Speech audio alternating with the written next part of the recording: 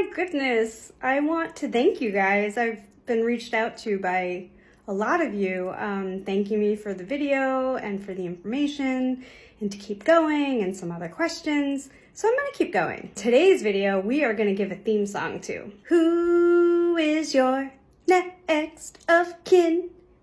It's a really important question. Do you know who your next of kin is? That would be the person, especially when it comes to cremation, who is going to be in charge when you pass away. This is a really important thing, and a lot of people don't know how next of kin works. Well, it's a list, and pretty much the top of the list, you start with number 1. If you have a relation that meets the criteria, great. If not, you go to the next step. So the order of next of kin goes like this. Number 1 is spouse. If you are married, then your spouse is trumps everyone else. That is the person legally in charge of your body when you pass away and what happens. Next in line would be if you have any children. Those would be your next of kin, equally split among them. If any of your children at the time of your passing are under 18, then their legal guardian would be the representation of their authority of next of kin. So if you want to be cremated, then the cremation authorization would need to be signed by the legal representative of your children if they are under 18. If you don't have any children and you're not married, then it would go to a parent. If you have a parent or parents living, they would be your next of kin. If you don't have any parents living, then it would go to siblings. If you have any siblings living, they would be your next of kin. After siblings, I believe, is grandchildren. After grandchildren is nieces and nephews. And after nieces and nephews would be cousins.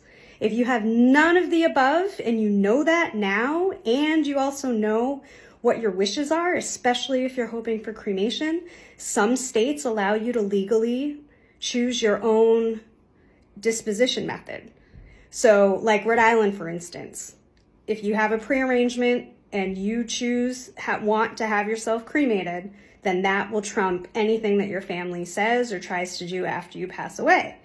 Massachusetts hasn't made that law yet, but as long as there's some legal backup, a lot of funeral homes and crematories are okay with doing a cremation if the person prearranges a funeral, has a contract signed, very clearly wishing to be cremated, plus has a will and mentions in the will that they intend to be cremated, and even naming the funeral home and the existence of a prearrangement in that will. And then it also helps to have a third piece, which is a letter from your lawyer stating that they know that you are of sound mind and that your wishes are to be cremated, and making reference again to the funeral home and to the will.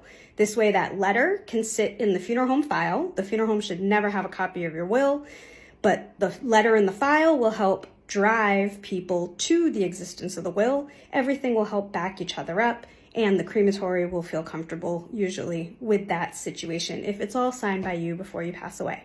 So that's one way that next of kin is really, really important. Not a lot of people know, so I want you all to think who at this very moment in time is your next of kin, because that is the person that will be making all the decisions if you aren't going to make them first.